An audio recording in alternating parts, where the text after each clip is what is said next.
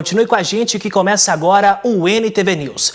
Na edição de hoje, você vai ver que carro é encontrado batido e com marcas de tiros após confusão na Avenida das Paineiras. E mais uma vez, moradores reclamam de estragos da Copasa em Patos de Minas. Na edição de hoje, você vai ver também. Dia do Soldado é celebrado com solenidades especiais em Patos de Minas. Custos na produção de leite subiram em média 0,26%, segundo cálculos do Centro de Inteligência do Leite da Embrapa. Continua a divergência entre dados da Prefeitura e do Estado quanto à Covid-19. Ainda hoje tem análise da notícia. Continue comigo, o NTV News começa agora.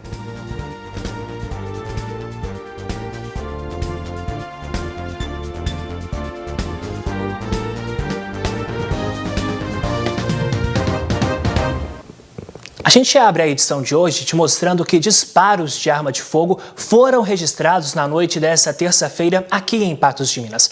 Homens teriam atirado em um carro furtado que foi localizado batido no bairro Alto Colina. Ninguém ficou ferido e ainda não há pessoas presas.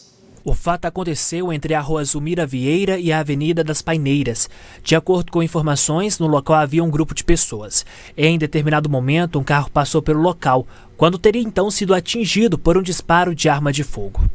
Na noite de ontem, os policiais militares faziam um patrulhamento pelo bairro Alto da Colina, quando foram informados sobre alguns disparos que teriam sido efetuados no cruzamento da Rua Zulmira Vieira de Araújo com a Avenida das Paineiras, no bairro Jardim Aquários. Imediatamente a guarnição policial deslocou para o local, identificou que havia algumas pessoas nas proximidades do local denunciado, porém ninguém prestou maiores informações sobre o fato. Foram recolhidos alguns estojos de munição .40 que foram entregues para serem periciados. A Polícia Civil já de imediato já começa a fazer os levantamentos iniciais exatamente para coibir essas pessoas que acham que pode ficar tentando contra a vida de outras pessoas e ficarem impunes. Pelo contrário, nós já temos aí alguns elementos que vamos buscar para reforçar no sentido de prender essas pessoas que ficam aí buscando atacar outras pessoas, seja qual for o motivo. Após rastreamentos, um carro foi encontrado, este objeto de furto. Nós temos aí posteriormente um veículo que foi encontrado com as mesmas características do suposto veículo que estava passando no momento dos disparos. A perícia é acionada, nesses casos, para que a gente possa então buscar mais elementos técnicos no caso, ou buscar até as munições que foram utilizadas e assim, a partir daí e também daí, levantar os elementos e indícios de autoria e materialidade delitiva. Policiais militares intensificaram os patrulhamentos e localizaram lá na Rua Eucalipto um Fiat Uno que havia colidido na parede de uma residência e durante diligência descobriram que o Fiat Uno era produto de furto. Então o registro foi realizado, o veículo Fiat Uno foi recuperado e encaminhado para o pátio credenciado. Trabalhos continuam sendo feitos na tentativa de desvendar o fato. Então nós vamos buscar aí testemunhas, eventuais vítimas desses disparos, para que a gente possa então efetivamente concluir mais esse procedimento, imputando àquelas pessoas que realmente praticaram o crime os delitos, para que o Poder Judiciário então possa analisar e chegar à conclusão, no caso aí, se tudo ficar como nós estamos entendendo, seria um crime de tentativa de homicídio, mas temos que buscar ainda eventuais vítimas, testemunhas, mas isso tudo já está sendo levantado, já com muita rapidez. A Polícia Militar conta com o apoio da população que faça denúncias via telefone 190 ou então via o telefone 181, Disque Denúncia Unificado, ação envolvendo os disparos de arma de fogo. Possa conferir todas as denúncias. Essas denúncias são anônimas, o sigilo é garantido, o cidadão de bem pode ficar bem tranquilo, repassar para a Polícia Militar que todas as informações serão checadas. O veículo, somente informação que ele estaria envolvido com o crime, porém vai ser submetido à perícia ainda, e por isso a Polícia Militar está contando com o apoio da população para levantar maiores informações sobre o que é que ocorreu de fato. E um homem de 70 anos foi preso pelo crime de ato obsceno no centro de Patos de Minas. Segundo informações, o idoso estaria na Praça Desembargador Frederico. Imagens constataram o momento em que ele se masturbava e mandava beijo para pelo menos 3 mulheres que estavam do outro lado. O idoso estava atrás de uma guarita. A polícia militar foi acionada e, de posse das imagens, encaminhou o homem para a delegacia. E olha essa história. Um homem de 28 anos foi preso 2 vezes em 24 horas pelo crime de furto aqui em Patos de Minas. Na primeira condução à delegacia, o homem foi liberado, mas depois ele foi preso e encaminhado para o presídio Sebastião Satiro. A primeira chamada foi para comparecimento no bairro Santa Terezinha, onde a vítima disse que o autor quebrou a parede sob o forro do banheiro de sua casa. E em outras ocasiões havia furtado materiais, como relógios, colar de ouro, anel do mesmo material, chapa, secador, 2 caixinhas de chocolate, bolsa e ainda 6 cartões de crédito e débito. Além disso, o homem também teria levado a Carteira Nacional de Habilitação e a Carteira de Identidade Civil. No mesmo dia, porém mais tarde, o mesmo homem foi preso no bairro Brasil. Ele pulou o muro e furtou aproximadamente R$20 em dinheiro e levou a carteira com documentos pessoais de uma vítima. Ao que nós temos conhecimento, no primeiro momento ele foi preso por crime de dano, né? Que é um crime de menor potencial ofensivo, com uma pena muito baixa, que é ser feito então um TCO, um termo circunstanciado de ocorrência, e a partir daí ele foi liberado, é natural. Posteriormente a isso, ele voltou à residência onde ele reside com um parente, e lá ele teria subtraído desse parente algum valor, se eu não me engano, 20 e poucos reais, e também a própria carteira desse parente. Então, a Polícia Militar foi acionada, prendeu esse rapaz, ele informou aonde estaria a carteira do tio, né, que ele teria subtraído. Então, ele já tinha cometido esse crime outras vezes com esse parente, não dessa vez. Tá? Aí ele voltou então para a casa desse parente, e lá na casa desse parente ele teria subtraído a quantia de R$25, né, nesse segundo momento que ele vai para casa, subtraído a quantia de R$25, e além da carteira desse parente. O parente tomou conhecimento desse fato, chamou a Polícia Militar de imediato conseguiu prender o autor. O autor confessou aos policiais, segundo o relato dos policiais, que ele realmente teria subtraído a carteira e o dinheiro. O rapaz que furtou apontou para esse parente aonde ele teria jogado a carteira foi localizada, mas o dinheiro não. Então, por conta disso, ele foi conduzido até a delegacia nessa segunda vez, e aqui pelo delito de crime de furto, que é um crime mais com uma carga penal mais forte, né, uma pena maior. Ele foi indiciado aqui, teve a sua prisão, condução ratificada, e aí ele foi encaminhado então ao presídio Sebastião Satiro. Ainda hoje aqui no NTV News, moradores reclamam de obras da Copasa no bairro Nova Floresta, e Dia do Soldado é celebrado com solenidade especial em Patos de Minas.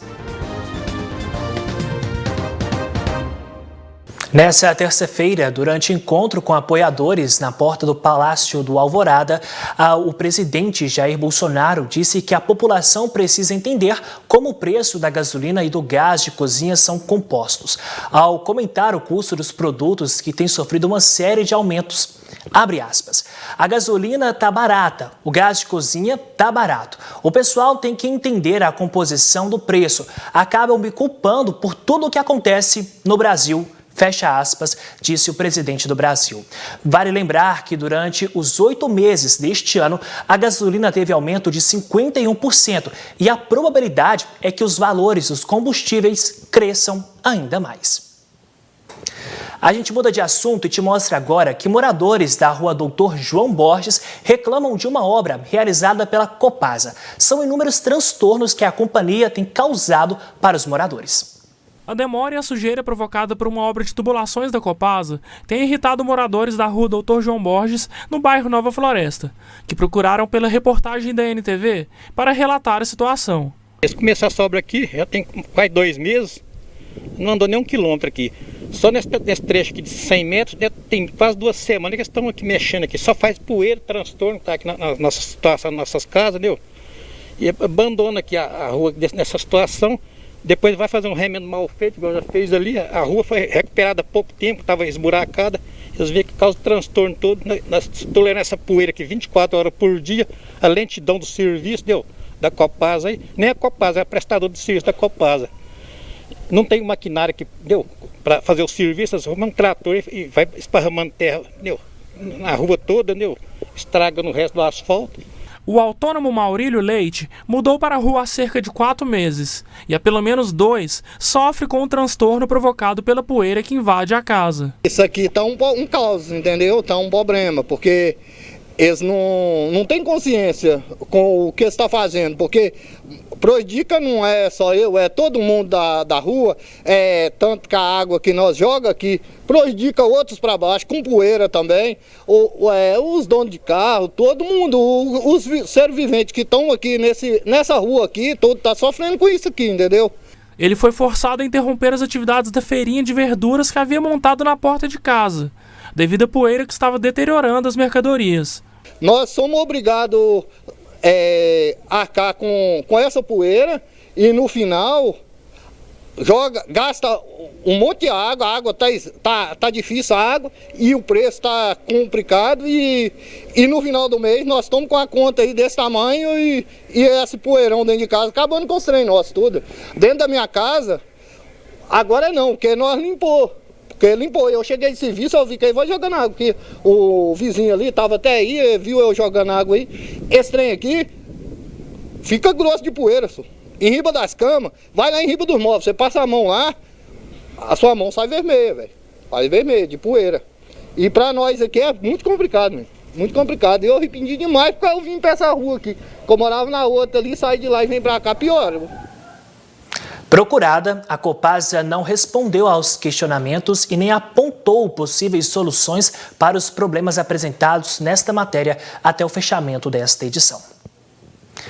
E hoje, 25 de agosto, é o Dia do Soldado e nesta manhã de quarta-feira, solenidade especial na 10ª Região de Polícia Militar. A escolha da data vai de encontro ao aniversário de Duque de Caxias, Luiz Alves de Lima e Silva, que se tornou patrono do Exército Brasileiro. Personificando o Dia do Soldado, está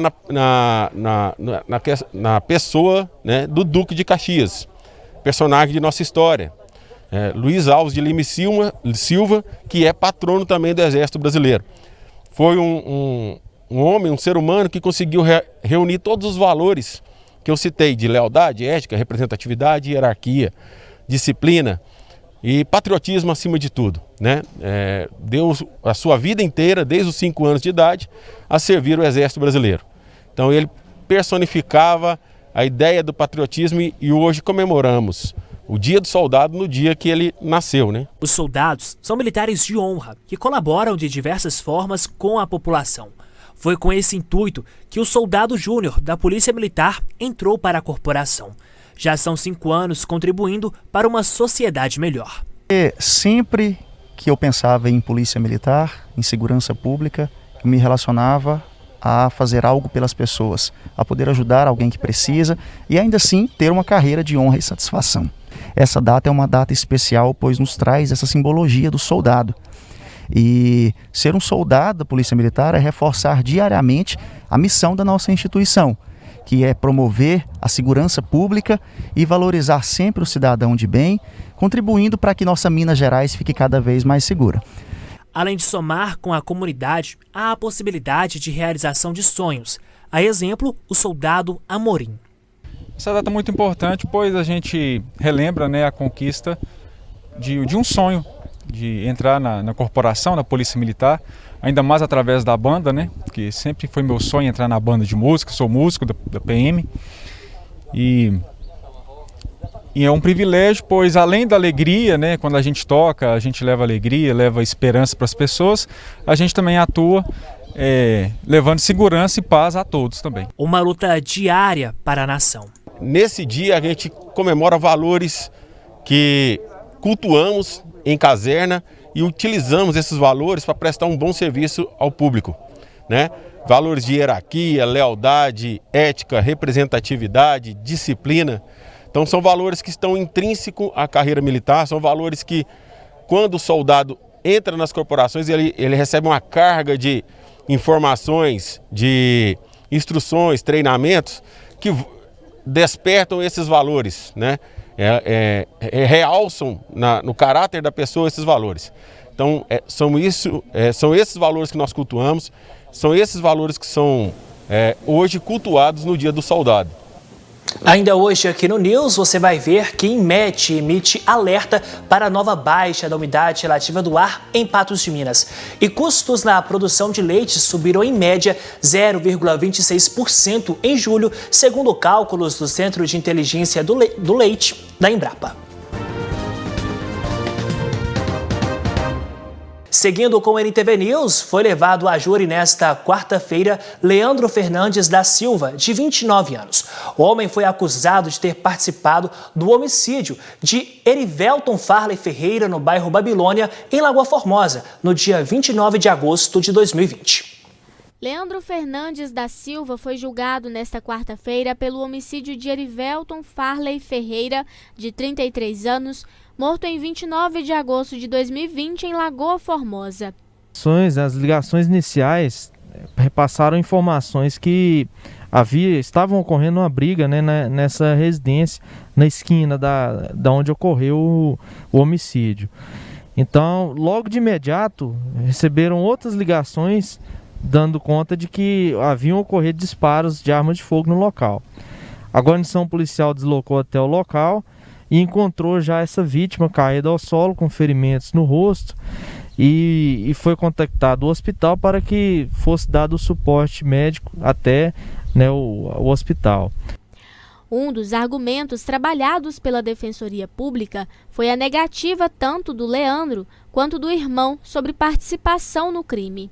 Tanto o adolescente quanto o Leandro negaram participação. Foi a tese principal da defesa, já que ele falou que não tinha participação nenhuma, que realmente a vítima transitava por ali, mas ele não teve contato com ela naquele dia. Outro argumento foi sobre o envolvimento do adolescente, irmão do réu, que se enquadraria como corrupção de menor.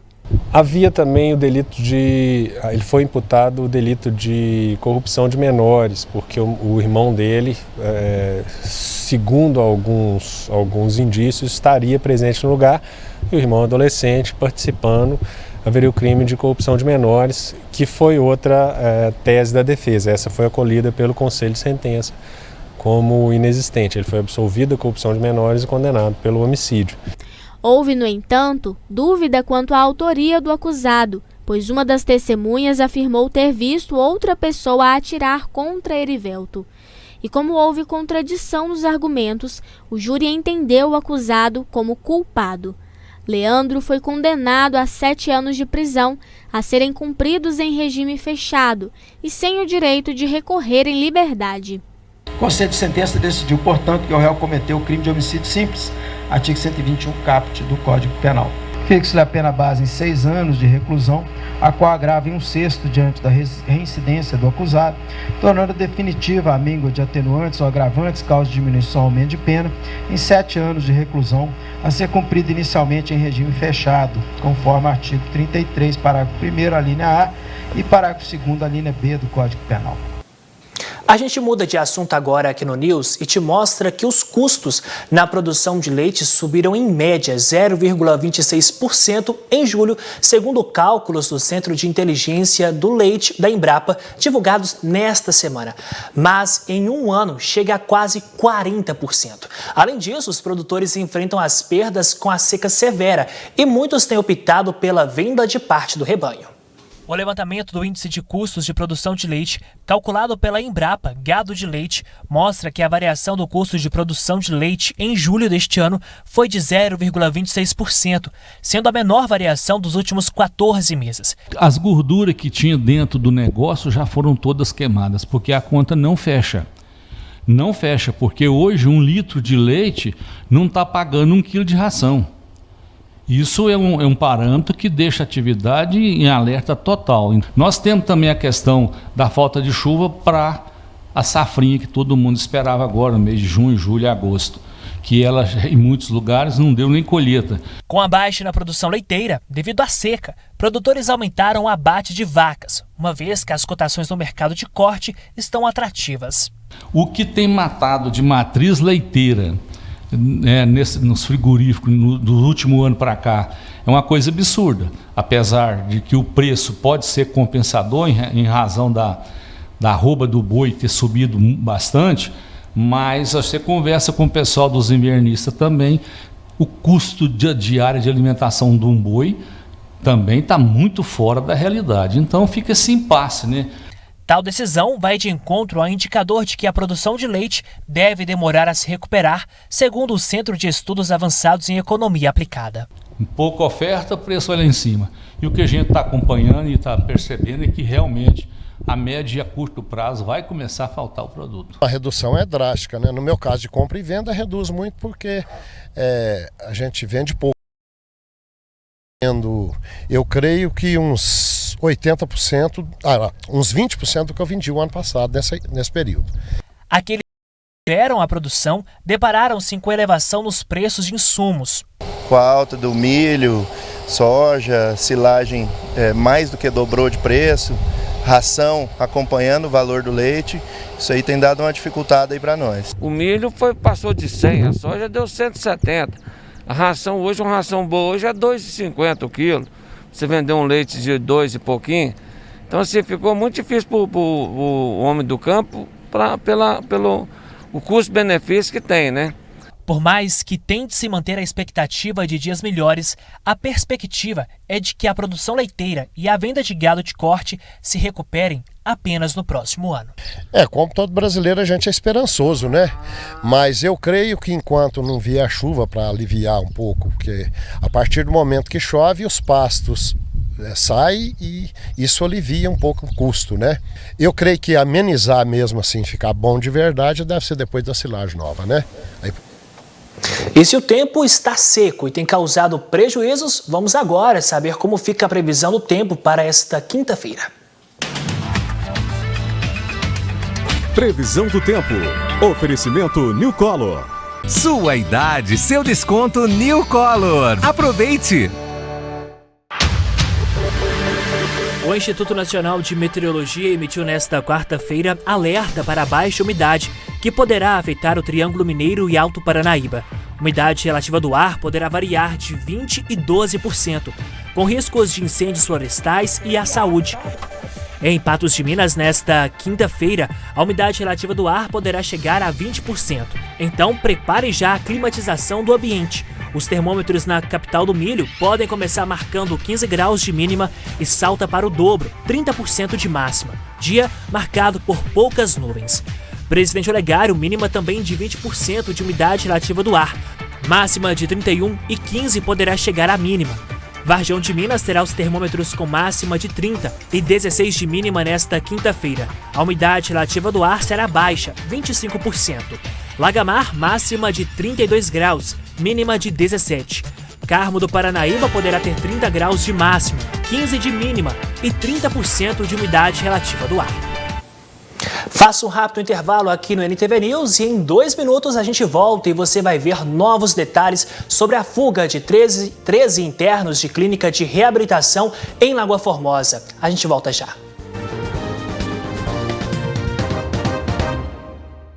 A NTV está acompanhando desde a última segunda-feira a fuga e denúncia de pessoas que estavam internadas em uma clínica de recuperação, a Clínica Reviver, em Lagoa Formosa. O caso também está sendo acompanhado pelo Ministério Público, pela Secretaria de Saúde e pela Secretaria de Assistência Social de Lagoa Formosa. Os internos deixaram a clínica de reabilitação que fica na BR-354, entre Lagoa Formosa e Patos de Minas, pois, segundo eles, estavam sendo vítimas de maus-tratos, agressões e tortura psicológica. Eles pegam o desespero da família e forjam mau comportamento, comportamento de rebeldia, de agressão, para pegar a fragilidade da família e deixar a gente por mais tempo lá, né? Portanto, que nós até falamos preso, nós só queremos ir embora. Nós não queremos agredir ninguém e, portanto, nós não agredimos ninguém. Ninguém agrediu nenhum dos responsáveis lá. Nós quebrou o cadeado e simplesmente saiu correndo e pela porta da frente. E foi pelo contrário, esse que agrediu os internos.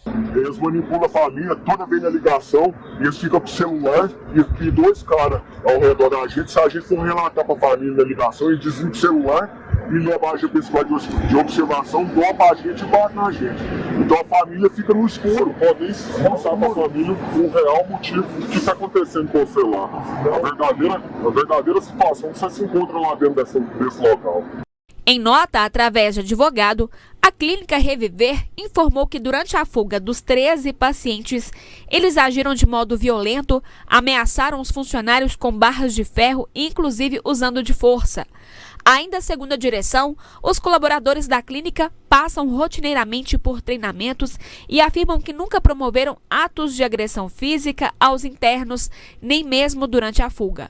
Informou ainda que mantém contato e presta informações ao Ministério Público de Minas Gerais através da primeira Promotoria de Patos de Minas e atua estritamente dentro do dever legal. De acordo com o Ministério Público, foi feita a requisição para apuração dos fatos e o caso encaminhado para a delegacia. Além disso, já havia sido instaurado um procedimento e requisitado diligência por meio da Prefeitura de Lagoa Formosa e a Vigilância Sanitária já havia feito uma inspeção e constatado irregularidades, mas a Vigilância ainda não havia remetido o laudo. Ainda segundo o MP, já havia uma preocupação e por isso a necessidade de verificar o trabalho da clínica. Foi solicitado à secretária municipal de saúde que já fosse avaliada a possibilidade de uma interdição administrativa, conforme o que for apurado pela autoridade policial. E a Prefeitura de Lagoa Formosa informou que, através da Secretaria de Saúde e da Secretaria de Assistência Social, está realizando o trabalho desde junho na clínica. Foram realizadas 2 inspeções por psicóloga, enfermeira, assistente social e fiscais sanitários. Ainda disse que já havia sido realizada uma reunião com o promotor de justiça, Dr. Rodrigo Taufik, para discussão dos problemas identificados e um relatório com as irregularidades está sendo elaborado. Após o término, será encaminhado à primeira Promotoria de Justiça de Patos de Minas. Em relação aos maus-tratos denunciados na nossa reportagem, não houve nenhuma denúncia ou reclamação pelos pacientes ou familiares. Então, esse é um assunto para a gente começar a nossa análise da notícia dessa quarta-feira. Comigo, a nossa diretora de jornalismo da NTV, Ludmila Bahia. Ludmila, então a gente vê novos detalhes, novas histórias sendo colocadas, novas respostas quanto à fuga, pelo menos dessas 13 pessoas que estavam nessa clínica lá em Lagoa Formosa. Uma boa noite para você. Boa noite, Matheus. Boa noite para todos que acompanham agora o NTV News, a análise da notícia. Essa é uma questão que aconteceu e deflagrou uma discussão necessária sobre as habilidades, de fato, das clínicas de recuperação. Não tivemos apenas uma essa semana, mas 2 reclamações sobre a conduta das pessoas dentro desses estabelecimentos. Esses internos reclamam muitas vezes de maus-tratos, conforme a gente viu aí nessa clínica de reabilitação em Lagoa Formosa e também na clínica de Guimarães, incendiada pelos internos essa semana, onde culminou com a prisão de cerca de 5 pessoas. O que a gente observa é que foram estopins instalados depois de problemas gerados. E, no caso de Lagoa Formosa, a Prefeitura reconhece que havia problemas. E fica a nossa pergunta, por que esperar aí uma decisão da Justiça para propor uma intervenção imediata se foram verificadas essas irregularidades ou problemas de diversas ordens? A gente não entende por que o Executivo não age e espera uma decisão da Justiça. Ela pode caçar alvará, ela pode tomar outras medidas administrativas para que esse problema não torne ainda maior que é de fato. A gente também tem a resposta da Prefeitura de Guimarães, o Matheus, em relação à clínica do município.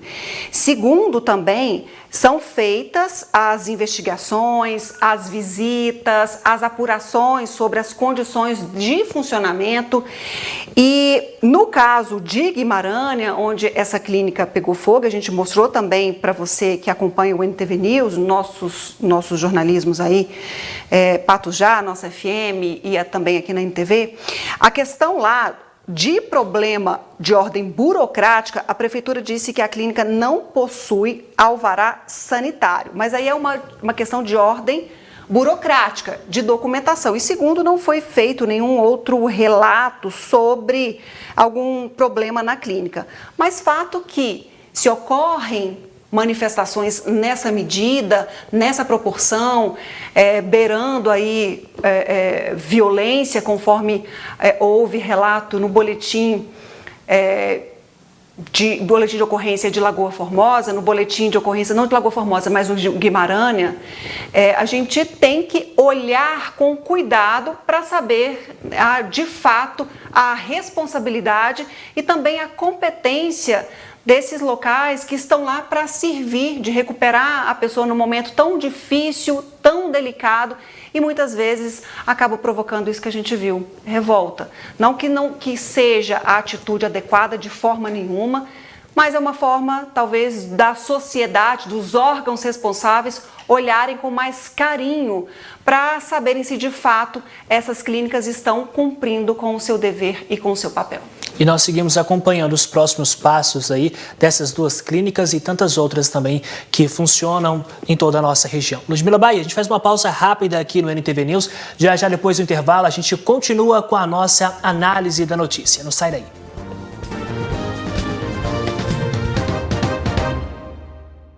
De volta, e o Ministério da Saúde informou que iniciará na segunda quinzena de setembro deste ano a aplicação da dose reforço da vacina contra a Covid-19 a todos os indivíduos imunossuprimidos até o após 28 dias da segunda dose e para as pessoas acima de 70 anos vacinados há 6 meses. Essa decisão pela aplicação da terceira dose foi tomada de forma conjunta na noite de ontem em reunião da pasta com o Conselho Nacional de Secretários de Saúde, o Conselho Nacional de Secretários Municipais de Saúde e a Câmara Técnica Assessora de Comunicação, ou melhor, da Assessoria de Imunização da Covid-19.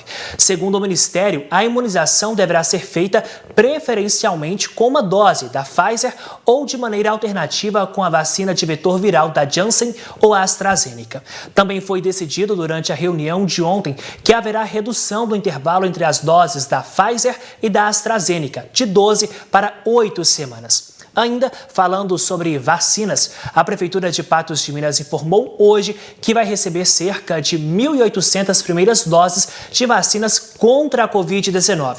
Com isso, de amanhã até domingo, serão atendidos jovens de 23 a 21 anos. Seguindo então esse assunto para a nossa análise da notícia, Ludmila Bahia, então nós temos duas informações. Aplicação de dose reforço contra a Covid-19 e aí um possível avanço de mais pessoas sendo vacinadas aqui em Patos de Minas. Mas, em contrapartida, isso causa uma certa preocupação, porque enquanto a gente estava preparado para apenas uma segunda dose ou uma segunda dose que já havia sido aplicada, vem a necessidade de uma terceira dose e a aplicação de segunda dose para as pessoas que ainda não a receberam. Matheus, essa questão não é novidade, tanto que outros países já iniciaram a aplicação dessa terceira dose. No Brasil, o estado do Rio de Janeiro já havia comunicado até a data de início que vai bater exatamente com a proposta pelo Ministério da Saúde a partir de 15 de setembro. E essa questão, essa necessidade de uma terceira dose foi identificada pelos próprios pesquisadores para esse reforço contra a Covid, dada as consequências que estamos vendo. Muitas pessoas já vacinadas e o que nós não esperávamos é que tantas mortes ainda ocorreriam. A gente tem uma diminuição, uma grande diminuição na média, mas a gente percebe, se a gente isola aqui o município de Patos de Minas, a gente não teve trégua esse mês. Se a gente olha a quantidade de mortes informadas pelo estado, a gente teve aí um número alto e todos os dias nós tivemos mortes por essa média informada. Então a gente tem uma situação que requer atenção, o governo federal já havia sinalizado a necessidade dessa terceira dose, só não havia dito exatamente a data, que agora tem. Por que essa data já foi falada? Porque a gente sabe quando vai finalizar a aplicação da primeira dose. Então, esse calendário de aplicação para os maiores de 18 anos termina no mês que vem e aí começa a aplicação para os maiores de 70 anos, para as pessoas com algumas comorbidades específicas. E, dessa forma, a gente espera que acabe por frear ainda mais a quantidade de mortes. Nenhuma vacina garante a proteção 100%, então a gente, infelizmente, vai assistir pessoas imunizadas e sendo vítimas desse vírus terrível. Infelizmente, essa é uma realidade, um vírus que não temos cura, mas nós temos uma proteção possível e a gente sabe da necessidade de mais e mais pessoas protegidas com a dose de reforço, porque no caso da Delta, é preciso dessa dose de reforço para formar essa barreira. Por que o Ministério da Saúde, então, antecipa esse calendário? Não é só uma questão do laboratório falar que é melhor a questão da antecipação, o governo preferiu aí um prazo mais espaçado por conta de não ter a quantidade de doses, então é algo proposital e agora o governo diminui esse prazo seguindo a orientação do próprio laboratório, mas com uma finalidade específica, que é de exatamente fazer esse cinturão aí de força para que não tenhamos aí um episódio terrível como a gente assistiu no caso da AP1. Pois é, Ludmila, ainda falando sobre dados da Covid, a gente mostra agora para quem está em casa como estão os dados da Prefeitura de Patos de Minas quanto à Covid-19. Porque o boletim epidemiológico de hoje confirmou mais 6 casos da doença. Agora são 17.142 casos confirmados. 16.405 pessoas já foram tratadas e 184 pessoas estão se recuperando em casa. O percentual de cura aqui em Patos de Minas está em 95,70%. Já o boletim do Estado, Ludmila Baia, a gente está mostrando agora para quem está em casa, a gente vai mostrar, né, Luiz, os números do Estado, porque o Estado informou hoje que Patos de Minas tem 542 vidas interrompidas pela Covid-19, 9 a mais do que informou a Prefeitura de Patos de Minas no boletim dessa quarta-feira. A gente percebe que há essa falta de agilidade do próprio município de informar a ocorrência dessas mortes, como tem feito o boletim estadual. A gente via isso no movimento contrário, até porque muitos desses dados partem do município para o governo e não ao contrário, a menos que a pessoa esteja ou foi vítima aí em outro estado, mas a gente sabe que é aqui no cartório é que vai ser lançado esse registro a fim de recrutar para esses dados. E para que servem esse retrato? Para a gente entender o momento que estamos passando na pandemia, bem como para que os governos federal, estadual e o municipal possam lançar medidas a fim de controlar a pandemia. Então, esse é o objetivo desses números que a gente vê. Não é nada mais para que as pessoas se informem de como é que está a situação naquele momento, bem como também de medidas necessárias a serem realizadas. O que a gente percebe aí nesse boletim, Matheus, é uma melhora na situação geral em Patos de Minas, isso é fato. Talvez o melhor cenário nesse mês de agosto, que avança para seu término. Então, a gente tem um cenário melhor em quantidade de pessoas internadas, de casos ativos, mas, e aí infelizmente tem esse porém, que as mortes não dão trégua. Infelizmente, essa descompasso aí desses números. Mas a gente entende com tudo isso, é que de fato a gente tem uma insistência nas vítimas do coronavírus em Patos de Minas. Ao contrário do que a gente tem visto nos municípios da região, vale a gente ressaltar isso. Na região a gente tem visto que os casos de fato estão menores e as mortes também. Pois é, continuando ainda falando da Covid-19, vamos agora saber como estão os números da ocupação aqui no município, porque de acordo com o boletim, são 28 pessoas internadas. Destas, 12 estão internadas em leitos clínicos e 16 estão em UTI. Já em porcentagem, Ludmila Bahia, 26,67% de ocupação quanto a leitos clínicos e 32,65% de UTI. Situação confortável com relação à pressão hospitalar, não há esse problema. A gente tem números extremamente confortáveis no quesito ocupação hospitalar, na rede pública, na rede privada, o que nos tranquiliza de certa forma, mas a gente sabe que Covid-19 a gente jamais adormece, a gente tem que ficar sim vigilante, porque esses números ainda mais com uma variante, com essa transmissibilidade, nessa velocidade que ainda não, a gente pelo menos não sabe, né? O governo, a gente sabe apenas que os casos estão aumentando sensivelmente, mas primeiro que o governo não consegue testar todo mundo e não testa as pessoas de fato. Então a gente pode ter aí números ainda maiores do que se apresentam e o temor é o que vai acontecer aí com essa nova variante. A gente espera que a situação fique daí para muito melhor. Vale ressaltar que a Prefeitura de Patos de Minas ficou de informar o resultado dos casos prováveis de Delta aqui no município na última sexta-feira. A gente se aproxima para o final dessa semana, então até o momento nenhuma informação passada quanto a esses casos. A gente segue esperando porque de hoje para amanhã deve sair as novas ondas que cada município deve seguir pelo Plano Minas Consciente. Então a gente precisa também saber disso para saber como que Patos vai se classificar, vai se comportar diante dessa doença, né? E o município fica naquela dependência da informação do Estado, porque os testes não são realizados em Patos de Minas. A Prefeitura colhe para ter uma amostragem. Patos de Minas não é a prioridade do Estado na testagem, que tem feito essa prioridade para os municípios vizinhos a estados que têm maior registro de casos da variante. Então, Patos de Minas não tem tantas testagens assim, mas de fato ainda não saíram esses testes e não só daqui do município, mas como de outros que a gente segue acompanhando. O que a gente sabe é que há mais notificações. Entrega de resultados ainda está naquele número da semana passada, 12 ainda.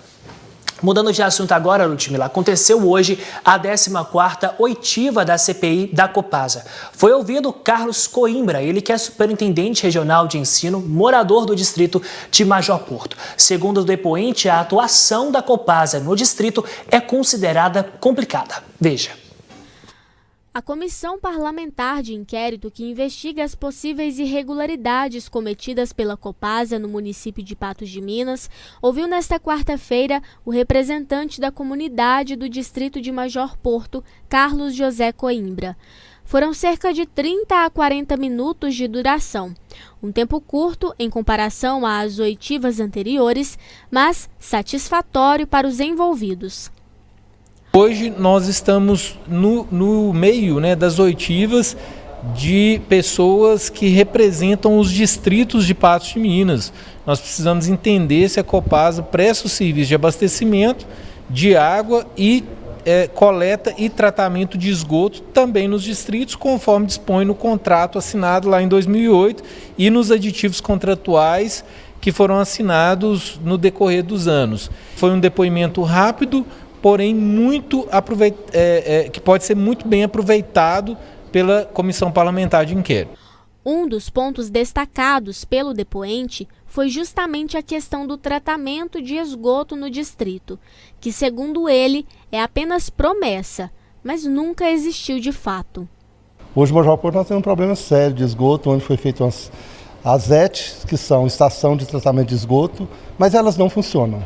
Então, foi feito todo um projeto, diz que era um projeto pioneiro, que começar nos distritos e que ia ser referência para Minas. Mas, infelizmente, ficou só no papel. Inclusive, na época que foi assinado o contrato, foi divulgado isso amplamente para os habitantes do distrito. Ele trabalhava na escola, fez um trabalho com os estudantes, né, explicando como que seria esse tratamento de esgoto. Todos ficaram encantados, né, porque quem não quer que a sua comunidade tenha, né, um saneamento básico bem feito, preparado.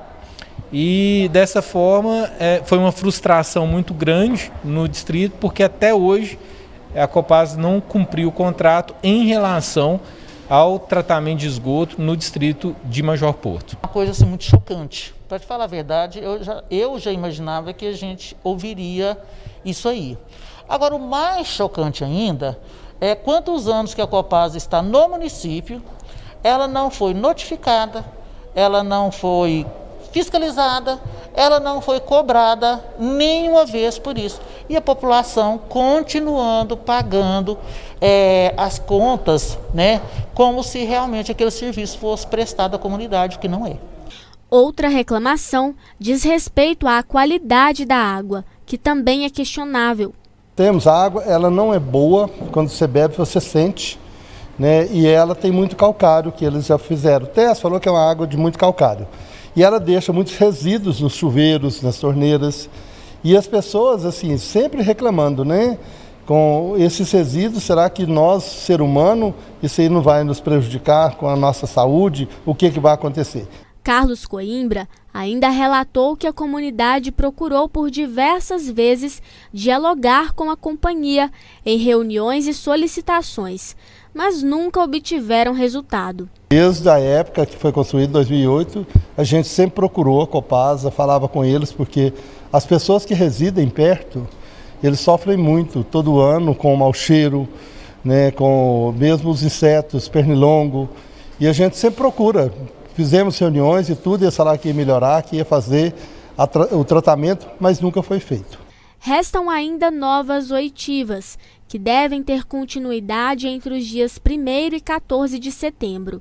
Representantes dos demais distritos ainda serão ouvidos, bem como um trabalho de campo nesses locais para verificar a situação real de cada localidade.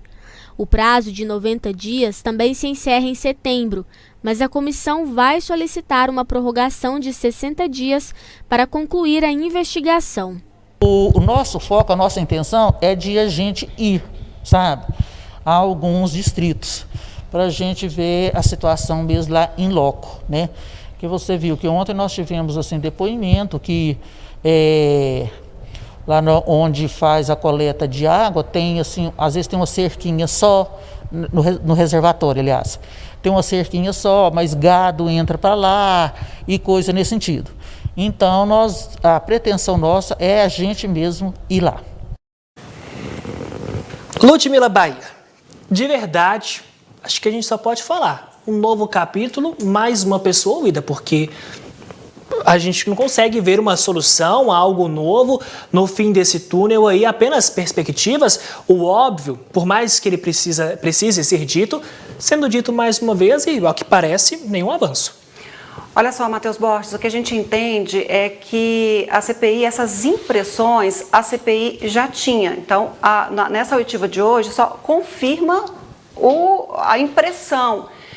E a gente sabe que é necessária, sim, essa presença, essa investigação no local, até porque nós vimos aqui diversas reportagens ao longo dessa CPI com reclamações evidentes do trabalho da Copasa. Então, não dá mais para questionar. A gente precisa de reunir essas provas, essas quantidades de reclamações realizadas pelos consumidores, verificar toda essa documentação, pedir tudo isso à Copasa e ouvir os principais envolvidos nessa trama aí.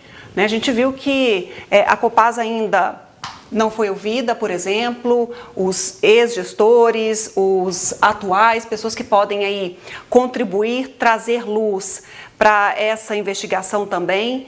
E o que a gente tem visto aí são, na oitiva de ontem, na oitiva de hoje, são moradores de distritos que confirmam aquilo que estava na denúncia inicial, mas a gente tem que ter aí uma reunião de provas, busca desses dados para confrontar com a Copasa e aí pedir as explicações pertinentes e necessárias para que haja um resultado de fato.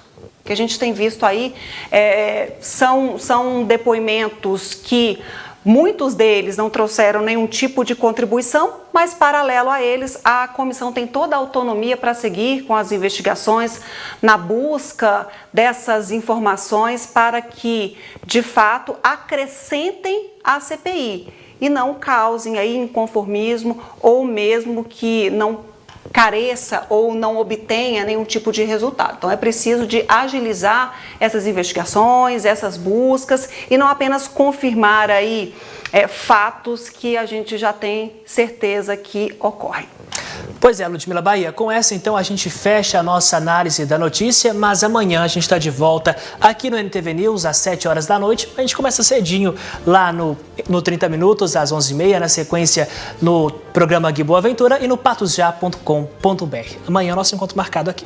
Pois é, a turma do Pato Já que começa cedinho, hein? Verdade. 7 horas a gente já está aqui no ar com informações na nossa FM, com informações no Pato Já. Fiquem sempre conosco e é a nossa garantia de zelo com a informação para que chegue com qualidade até você. Muito obrigada pela audiência, pela companhia. Beijo, cuidem-se. Boa noite, até amanhã.